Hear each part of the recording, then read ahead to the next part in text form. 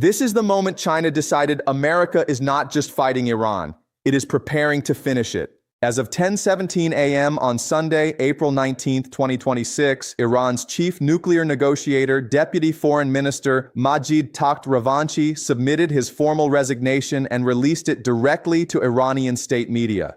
He did not exit quietly. He published a written statement accusing Iran's Emergency Military Governance Council of making meaningful diplomacy structurally impossible. He confirmed the existence of the Qatari back channel. He named 7 rounds of written proposals that the civilian foreign ministry had exchanged with Western intermediaries.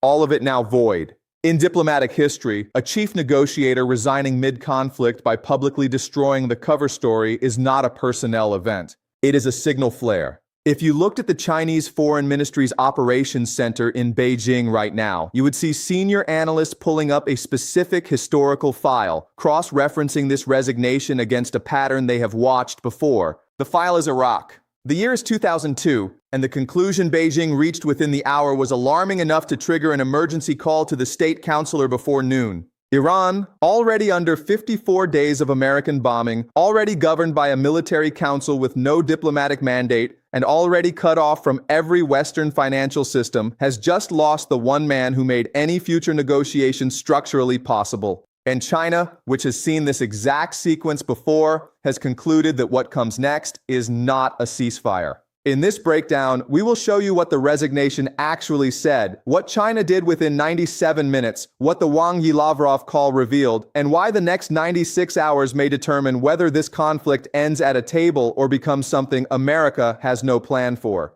Iran's negotiator did not just quit. He handed China the historical proof it needed to act. 12 weeks ago, Majid Takht-Ravanchi was the most important man in any room he entered. 31 years inside Iran's diplomatic corps, fluent English and French, direct experience with the 2015 nuclear deal process. In the assessment of 3 separate European foreign ministries, he was the one Iranian official who could translate between the Islamic Republic's ideological requirements and the technical language of verifiable international agreements. The plan, Khamenei's plan before the Emergency Military Governance Council, was a twin-track strategy. Fight militarily, negotiate diplomatically. Keep both tracks moving so neither a military defeat nor a diplomatic humiliation could land as a single decisive blow. Takht-Ravanchi had already exchanged 7 rounds of written proposals through the Qatari back channel. He had draft language. He had preliminary positions. He believed and communicated privately to European intermediaries that a framework was achievable within 90 days if America offered a visible off-ramp. When Khamenei signed the power transfer document on April 18th, Takht-Ravanchi lost his legal mandate instantly. He requested a formal negotiating role from the new military council. The council never responded. He gambled they would need him. They ignored him completely. He assumed wrong. At 9:58 a.m. Tehran time, the resignation statement appeared simultaneously across 3 Iranian state media platforms. 847 words. In diplomatic writing, that is not a resignation, it is a testimony. He described the sequence from the power transfer to his unanswered requests to his final conclusion.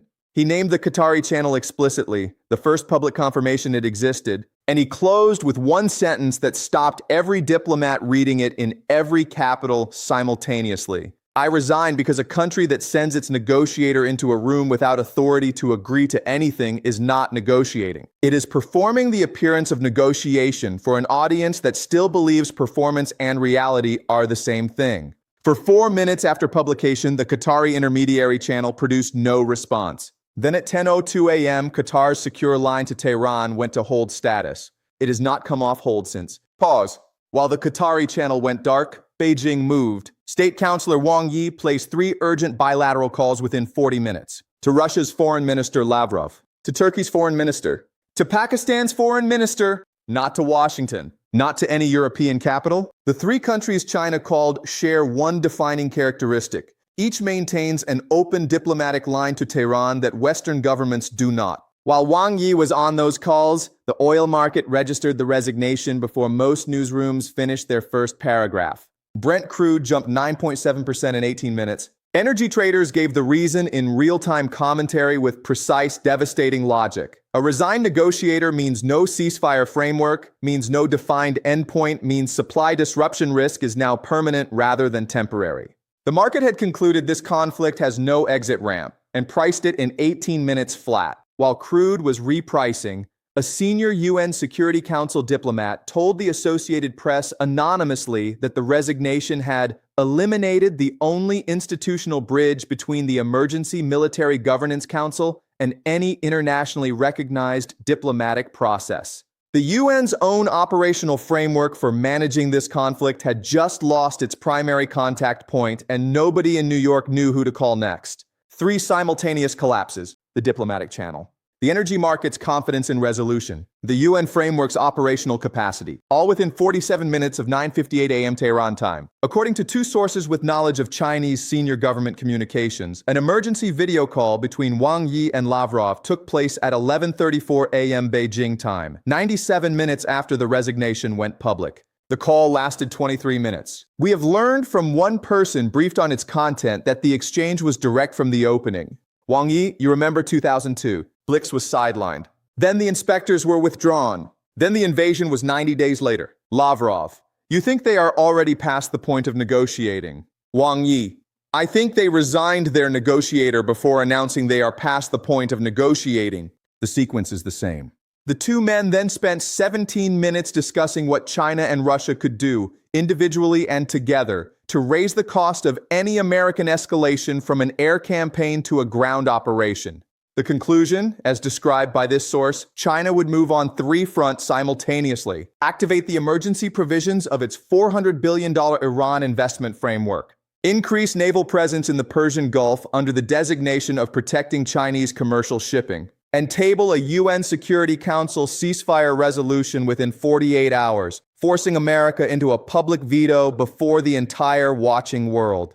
We have also learned from a source familiar with the Iranian Military Council's internal communications that at least 2 council members were informed of the Wang Yi-Lavrov conclusions before either government made any public statement. China was not reacting to the resignation. It was coordinating a response and keeping Iran's military council informed in real time. It was a cold strategic calculation built entirely on pattern recognition. China looked at $8 billion in Iraqi oil contracts it lost in 2003 when the post-invasion government restructured the entire oil framework under American supervision. China has $400 billion committed to Iran. It has no intention of watching that number follow the same path. The decision was made. Takht-Ravanchi's resignation was Beijing's starting gun. Why does China see the Iraq pattern so clearly? Because it paid $8 billion to learn it. In late 2002, UN weapons inspector Hans Blix was making progress. He was finding no weapons of mass destruction.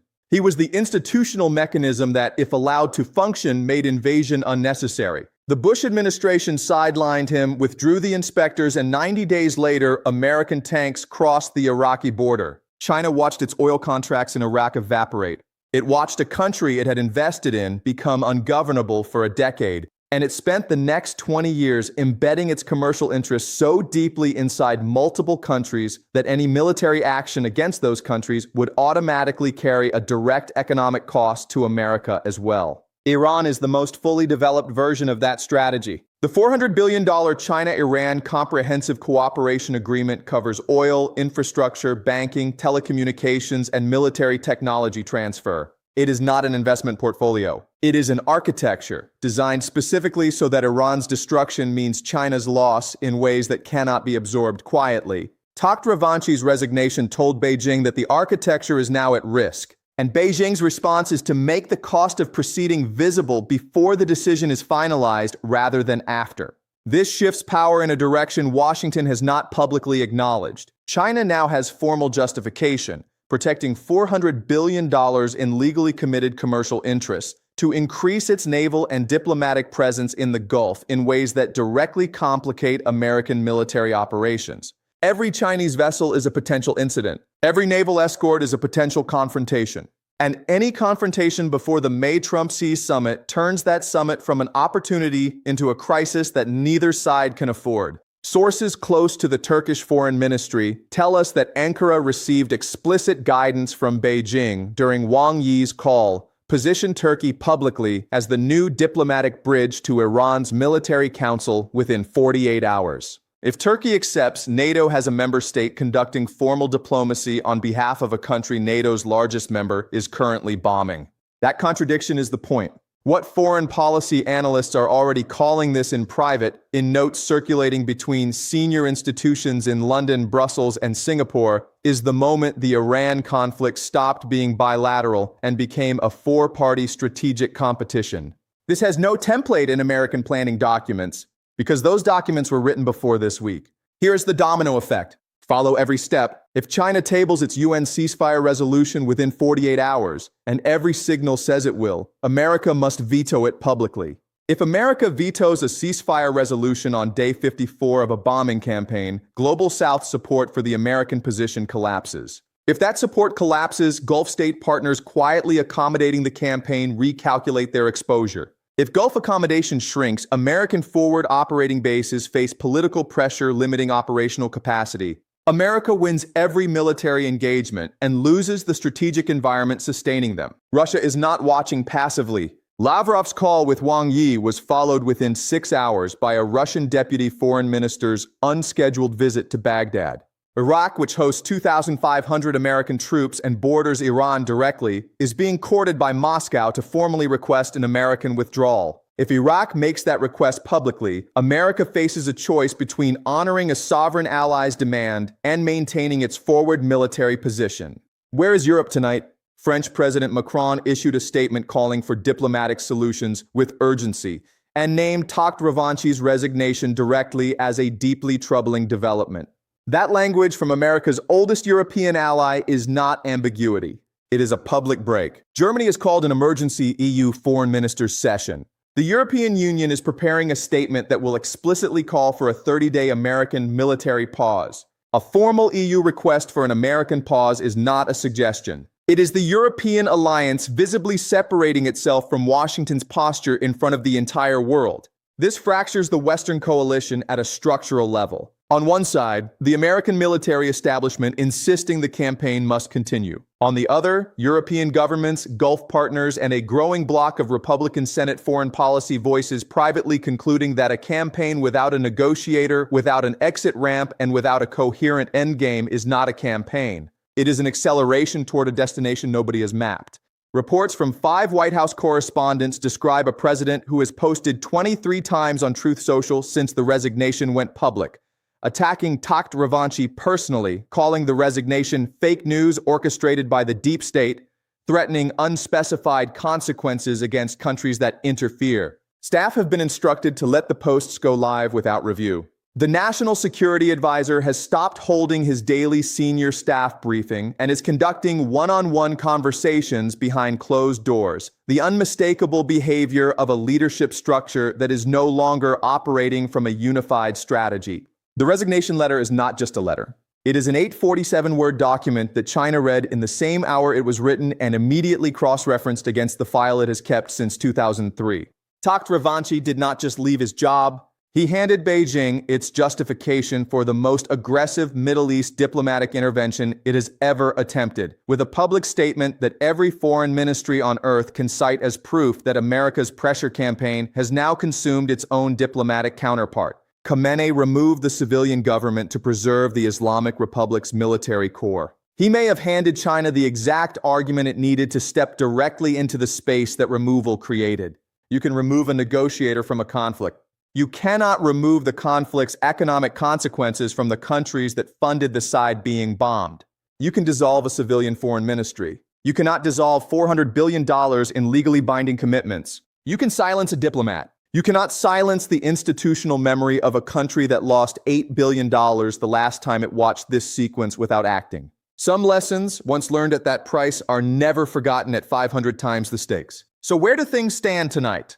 The Qatari channel is on hold. Turkey is drafting its positioning statement. China's UN resolution is being written in Beijing. Russia's deputy is in Baghdad. France has broken from the American posture. Germany is calling emergency EU sessions. And the bombing campaign that is now on its 54th day continues against a military council that has not responded to a single Western diplomatic communication since it was formed. America is the most powerful military force in the world. Tonight, it cannot name a single person inside Iran's government it has spoken to in 48 hours. Tonight, it cannot name a single major ally that has not either gone silent or broken ranks. And tonight, it is walking toward a UN Security Council chamber to veto a ceasefire resolution while China counts every global South vote that follows. He is the most powerful man in the world. And tonight, Donald Trump is managing a campaign that has outlasted its own diplomatic architecture, separated its European alliance, and handed its most capable strategic rival the historical justification it needed to move from observer to actor in the most consequential conflict of this decade. In the next 96 hours, watch for China's UN resolution forcing America's public veto. Watch Turkey's statement. If it names Iran's military council directly, a NATO member has formally recognized a government America refuses to engage. Watch whether any European government uses the word embargo. That word has not appeared yet.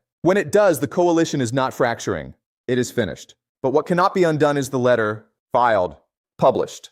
Cross-referenced in Beijing against a 23-year-old file that ends with empty oil contracts and a lesson China paid dearly to learn. The $400 billion calculation is now running at full speed, and China is not going to let it end the same way $8 billion did. Subscribe now. We are tracking the UN vote, Turkey's diplomatic move, China's Gulf naval positioning, and every signal from the May-Trump-Xi summit window in real time. If China tables the resolution, we break it down immediately. If Turkey formally recognizes the military council, we go live within the hour. Watch every vote. Watch every silence. Stay close.